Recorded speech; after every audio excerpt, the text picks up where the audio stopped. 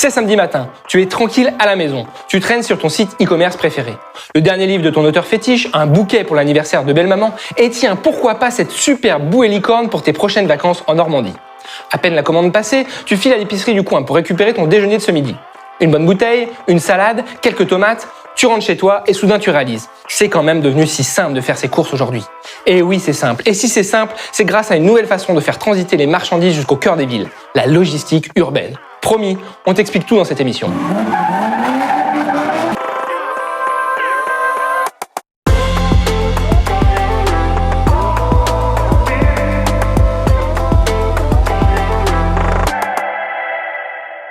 Nous voici donc en plateau avec nos 3 premiers invités qui auront la délicate mission de définir cette question de la logistique urbaine. Avec à mes côtés Jonathan Seban, bonjour. Bonjour. Vous êtes directeur général de Sogaris, bienvenue. Sogaris, société anonyme d'économie mixte qui porte un réseau d'infrastructures immobilières sur le territoire du Grand Paris. J'ai tout Absolument. bon.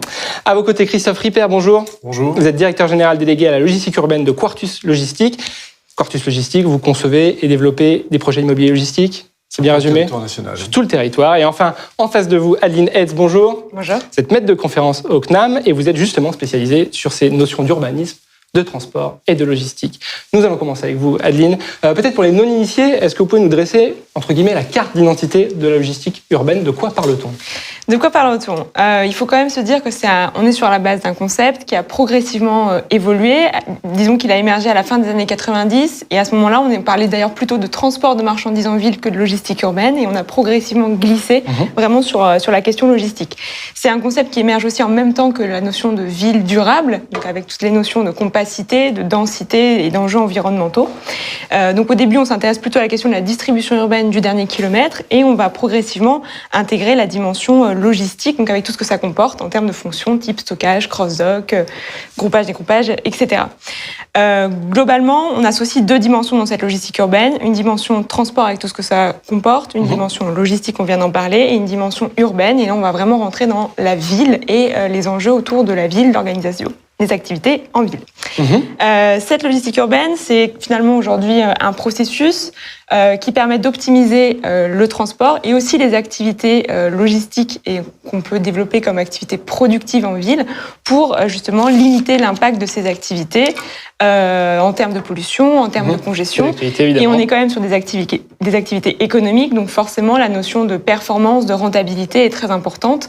Donc on a aussi des objectifs de croissance pour lesquels il faut répondre. Ce qui est intéressant aussi dans cette logistique urbaine, c'est que c'est un concept qui va quasiment en même temps qu'il se développe, rapidement rentrer dans le champ des politiques publiques. Il faut un petit peu se saisir la question. On en reparlera, qui est relativement lent, mais qui quand même apparaît de plus en plus dans les documents réglementaires ou la planification. Et puis, dans cette logistique urbaine, la dimension prestation de services qui aussi émerge plus récemment, avec l'idée de développer une offre à la fois en termes de transport et en termes de bâtiment. Et la notion de bâtiment ici est vraiment fondamentale, puisque toute la question, c'est avec cette logistique urbaine, comment est-ce qu'on intègre un bâtiment qui remplit la fonction d'entrepôt dans un espace urbain dense. Très bien. Vous avez employé le terme de politique publique. La transition est toute faite. Pour me tourner vers Christophe Ripper, c'est vrai que sur le papier, on pourrait penser que des termes comme logistique ou entrepôt ne collent pas trop avec l'image de la ville, qui par définition est assez dense. Alors comment résoudre ce paradoxe ? Comment les élus, les territoires travaillent pour résoudre ce paradoxe ? Donc effectivement, on est vraiment devant un paradoxe. D'un côté, les villes ont besoin des marchandises pour vivre d'un point de vue social, économique, etc. Et de l'autre côté, les riverains et les politiques ont une assez mauvaise image encore de ce secteur d'activité et ont tendance à vouloir le repositionner ou le faire en tout cas sortir de la ville dense.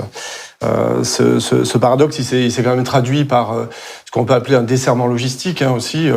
Je sais que vous avez beaucoup travaillé sur ce sujet, qui consistait à faire, qui s'est traduit par un départ des outils historiquement présents dans la ville dense, sur des périphéries de plus en plus éloignées. Et ce desserrement logistique, il s'est quand même accompagné d'un bilan environnemental, d'un bilan social et d'un bilan économique assez dégradé.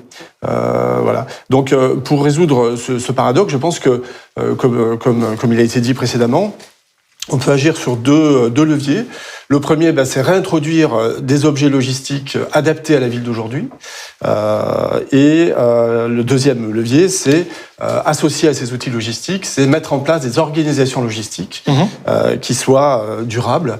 Alors, elles sont relativement simples à expliquer, elles sont beaucoup plus difficiles à mettre en place et à faire fonctionner. Je parlerai d'entrée massifiée des marchandises dans la ville, avec une massification adaptée au niveau de la ville dans laquelle on veut venir. Et puis ensuite, une redistribution locale, avec des véhicules adaptés en termes de taille et en termes de motorisation. Alors, je noterai quand même que depuis plusieurs années, on a vu des évolutions très positives dans les organisations logistiques portées par les professionnels, qui ont fait de très gros efforts sur leur équipement en véhicule, sur le repositionnement d'espace sur de distribution et non pas de CDU en milieu urbain. Et ce qu'il faut noter aussi, c'est que l'image de la logistique en milieu urbain s'est améliorée, et notamment récemment, dans le cadre de la crise sanitaire que l'on vient de vivre.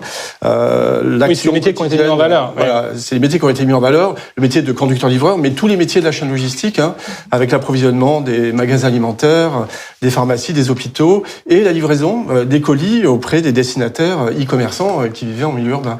Donc on a vu concrètement l'utilité et l'importance de ce secteur pour la ville. On retiendra ce message-là. Merci Christophe. J'aimerais terminer cette première séquence de cette émission avec le témoignage de Jonathan. On a préparé cette émission ensemble et vous m'avez dit, avec Sogaris, on insiste sur le fait que, au-delà d'un effet de mode, la logistique urbaine, c'est surtout un véritable marché. Alors expliquez-nous. Pourquoi vous insistez sur ce point en particulier ? Parce qu'on est en train d'assister à des transformations fortes qui emportent des évolutions à la fois dans les modes de vie, dans les modes de production et dans le fonctionnement de l'ensemble de l'économie urbaine. Alors, pour reprendre quelques éléments de chiffres et puis aussi pour repartir de ce qu'a dit Adeline et de ce qu'a dit Christophe, le marché de la logistique, notamment de l'immobilier logistique, c'est un marché qui a fortement progressé depuis 2017. Entre 2017 et 2019, on est sur des volumes d'investissement qui vont se chiffrer de 3, 4, 5 milliards d'euros l'année dernière. 2007-2017, c'était 1,5 milliard. Donc ça vous donne un peu une vision de ce qu'est aujourd'hui l'évolution du secteur. La vraie donnée fondamentale je dirais, cet intérêt des investisseurs, c'est quoi ? C'est que vous avez des sous-jacents puissants comme le e-commerce, qui provoquent une transformation des modes de consommation qui est évidemment dirimante, et derrière, une transformation des modes de production et de distribution. Et c'est là où, à un moment donné, la logistique urbaine, dans sa fonction économique, ce que disait tout à l'heure Aline, vient croiser un autre enjeu, qui est celui de la qualité de vie en ville. Bien sûr. Et c'est là où, globalement, les politiques environnementales créent un effet de ciseau, si vous voulez, sur le fait que les marchandises ont de plus en plus de difficultés à circuler en ville, et je dirais pour une bonne raison, c'est que aussi la pollution environnementale, la problématique du dérèglement climatique passe par là, et donc on peut bien l'entendre, et en même temps, vous avez une demande de plus en plus forte pour pouvoir se faire livrer son colis à domicile.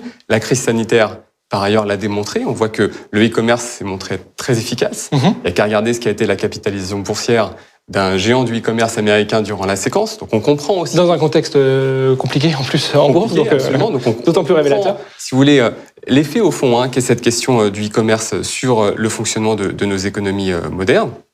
Le deuxième truc extrêmement important, c'est que on constate que la livraison à domicile n'est pas que l'apanage des grandes plateformes, ça devient aussi un moyen pour des acteurs de l'artisanat, du commerce de proximité, absolument, de pouvoir, au fond, créer de la compétitivité pour leurs propres intérêts. Donc, c'est l'ensemble de cette transformation, c'est l'ensemble de ces éléments-là qui font que, de fait, vous avez aujourd'hui la constitution d'un marché. Alors, il faudra regarder ce que sont les effets de volume réellement pour parler de marché, mais en tout cas, vous avez une dynamique de marché qui est très très forte sur effectivement des surfaces dédiées à la distribution, au transport, à la logistique positionnée en ville ou très très proche des villes. Et qui font qu'aujourd'hui, on est sorti véritablement du schéma de l'expérimentation, ce qu'évoquait tout à l'heure Aline, donc elle disait les années 2000, l'engouement, etc. On est sorti de cette logique-là pour entrer dans une vraie logique de marché, avec du coup de la concurrence, de la compétition entre acteurs, et aussi, je dirais même, un positionnement des très très grands investisseurs logistiques sur ce qui n'est pas encore, je dirais, totalement clair et développé, mais sur en fait les positionnements des centres-villes urbains pour derrière réussir à irriguer de manière très efficace l'ensemble de la chaîne logistique. Et alors ma question sera pour vous, mais elle sera aussi pour vos camarades. Vous êtes confiants sur cette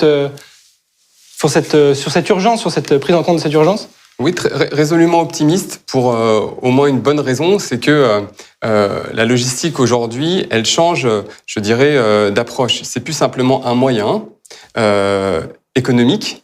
C'est aussi une logique, je l'ai dit à l'instant, d'amélioration du fonctionnement de la ville. Et en cela, ça peut devenir un objet politique identifiés pour le coup, et donc rentrer dans le champ, sinon des politiques publiques, au moins d'un ensemble d'actions publiques qui peuvent permettre d'en favoriser un développement vertueux. Christophe, vous êtes confiant ? Je suis confiant. Je vous acquiescez. Tout à fait, je suis tout à fait confiant. De par les évolutions techniques que l'on voit sur les véhicules que les constructeurs amènent, sur la prise de conscience des politiques pour une prise en compte de ce secteur dans toutes les politiques nécessaires au pilotage et au développement du milieu urbain, environnemental, social, économique. Et je dirais aussi sur la formation du personnel qui est importante, sur des nouveaux métiers qui pourront apparaître. Donc je pense que l'avenir est devant nous en termes de logistique urbaine. Parfait. Adeline, optimisme ? Je suis relativement optimiste sur le fait que c'est un sujet qui prend de l'ampleur et qui commence à s'intégrer de plus en plus dans la vision systémique qu'on peut avoir de la ville. On va parler de transport de personnes, on va de plus en plus parler de transport de marchandises comme son corollaire, sans problème. Maintenant, il y a encore du travail en termes de captation de ces sujets par des villes, si ce n'est des grandes métropoles, peut-être des plus petites villes, l'ensemble des territoires. Il ne faut pas les oublier, il y a aussi des enjeux à ce niveau-là. Et pour le coup aussi, il y a un vrai besoin qu'il va falloir prendre en compte sur les questions de formation, où là, je pense qu'il y a un déficit aujourd'hui et qu'on n'est pas prêt à prendre en compte ces nouvelles questions. Parfait. Merci à tous les trois pour vos témoignages. Cette émission est désormais terminée. Merci à toute l'équipe d'Affilogue qui a travaillé ardemment sur ce projet. Merci à vous de nous avoir suivis. À bientôt. Au revoir.